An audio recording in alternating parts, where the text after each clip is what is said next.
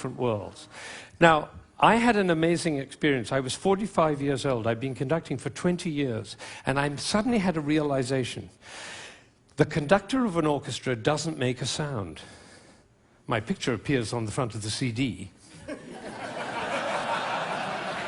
But the conductor doesn't make a sound. He depends for his power on his ability to make other people powerful.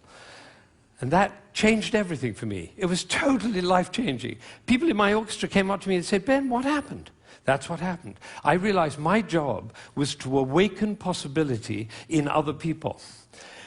And of course, I wanted to know whether I was doing that. And you know how you find out? You look at their eyes. If their eyes are shining, you know you're doing it. You could light up a village with this guy's eyes. Right, so if the eyes are shining, you know you're doing it. If the eyes are not shining, you get to ask a question. And this is the question. Who am I being that my player's eyes are not shining? We can do that with our children too. Who am I being that my children's eyes are not shining? That's a totally different world. Now, we're all about to end this magical on the mountain week, and we're going back into the world. And I say it's appropriate for us to ask the question, who are we being as we go back out into the world? And you know, I have a definition of success.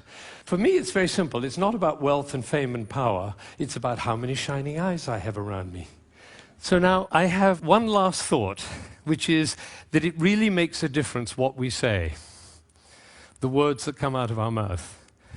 I learned this from a woman who survived Auschwitz, one of the rare survivors. She went to Auschwitz when she was 15 years old, and her brother was 8, and the parents were lost.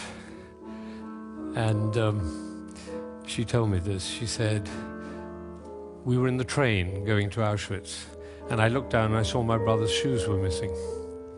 And I said, why are you so stupid? Can't you keep your things together, for goodness sake?" The way an elder sister might speak to a younger brother. Unfortunately, it was the last thing she ever said to him, because she never saw him again. He did not survive. And so when she came out of Auschwitz, she made a vow. She told me this.